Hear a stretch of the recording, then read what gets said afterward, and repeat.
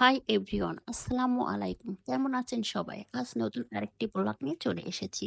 আমরা এখন তাবিয়ার নানুর ছাদ বাগানে। ছাদে প্রচণ্ড রোদ, তাবিয়া তাকাতে পারছে না, তাই চোখ বন্ধ করে হাঁটতেছে। প্রেম সে তো ছোটবেলায় ফ্রিতে পাওয়া যায়, যৌবনে অর্জন করতে হয়, আর বার্ধক্যে ভিক্ষা করতে হয়। এই যে তাবিয়া বুড়ি এখন কিছু ফুল ছেড়বে, ছিঁড়ে মার সাথে একটু রোমান্স করবে। ছোট ছোট হাত দিয়ে ছোট ছোট করে ফুল ছিঁড়তেছে, অনেক ফুল ফুটেছে। এটা দুপুরবেলায় অনেক সুন্দর দেখায়, আবার বিকেল হতে হতে এই ফুলগুলো বন্ধ হয়ে যায়। নিজের ভালো টাকাটা নিজেকেই তৈরি করে নিতে হয়। এই যে যাদের সময় কাটে না, অবসর সময় থাকে, তারা এরকম একটা বাগান করে নিতে পারেন নিজের বাড়ির আঙিনায় কিংবা ছাদে। আপনার সময়টা ভালোই কেটে যাবে। এই তো মা মেয়ে ফুল দিয়ে একটু রোমান্স করে নিলাম, তারপর আবার তৃতীয় তলায় চলে আসলাম। তৃতীয় তলায় তাবিয়ান মামি এখানে কিছু মুরগি বিলেছে।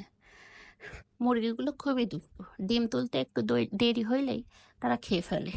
এই যে দুইটা ডিম পারছিল, একটা খেয়ে ফেললো আর একটা আছে। আমি আবার একটা ডিম বের করে নিলাম যে ওটাও খেয়ে ফেলবে। এদিকে আবার মোরগ ডাকাডাকি করতেছে। তাবি আবার মোরগকে তাড়া করা শুরু করেছে।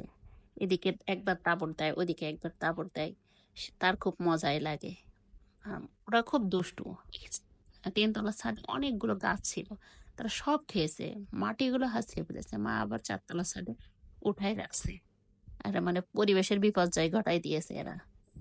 যারা বেকার আছেন, কোনো কাজ শুরু করবেন ভাবে বলে চিন্তা করছেন, কিন্তু করতে পারতেছেন না, চিন্তা করা বাদ দিয়ে কাজ করা শুরু করে দিন। এরকম একটা আপনার ফার্ম দিয়ে শুরু করতে পারেন আপনার কর্মসংস্থান। যে কোনো ধরনের পরিবর্তনই আপনার নতুন সুযোগ এনে দিতে পারে, তাই বসে থাকবেন না, এখনই কাজ করুন। উপরে ওঠার সিঁড়িটা সারা জীবন কঠিনই হয়, কিন্তু নিচে নামার সিঁড়িটা কঠিন না, খুব দ্রুতই নেমে যাওয়া যায়।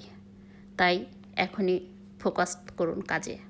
এই তো তাবিয়া এবার দ্রুত সিঁড়ি দিয়ে নেমে বাসার নিচে চলে যাচ্ছে।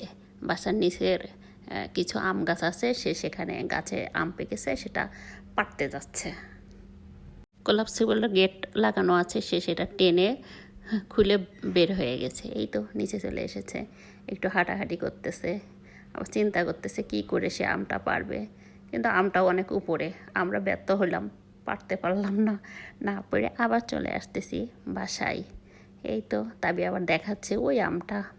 তো এই যে আবার উঠে উঠে চলে যাচ্ছে তাবিয়া উপরে সিঁড়িতে। বুড়ি মানুষ কত কষ্ট করে উঠলো রে। এইবার বাসার ভিতরে ঢুকে যাচ্ছে। গেট খুললো, খুলে বাসার ভিতরে ঢুকে গেল। বাসায় ঢুকে দেখে কারেন্ট নাই। এখন কি করবে? এদিকে ঘোরে ওদিকে ঘোরে, সামনে একটা চার্জার ফ্যান আছে, ভাবছে ওইটা নিতে বললাম, নিয়ে একটু বাতাস টাতাস খাও। বিদ্যুৎ নেই, আবার এদিকে তাবিয়া আমাকে রিমোট আগিয়ে দিচ্ছে টেলিভিশন দেওয়ার জন্য। এই যে তাবিয়ার নানুর হাতের গোছানো সব বাসা, ছোপা আছে দুইটা, এদিকে অল শোকেস আছে। বিদ্যুৎ নেই তাই তাবিয়া কানামাছি খেলতেছে। বেঁচে থাকার সময়কাল অনেক ছোট, কিন্তু তার হিসাবটা অনেক বড়। তাই কম খান, দ্বিগুণ হাঁটুন, প্রাণ খুলে হাসুন, সুস্থ থাকুন, ভালো থাকুন, আমাদের জন্য দোয়া করুন। আজ এই পর্যন্ত। আমাদের ভিডিওটা যদি ভালো লাগে লাইক কমেন্ট শেয়ার করবেন। আল্লাহ হাফিজ।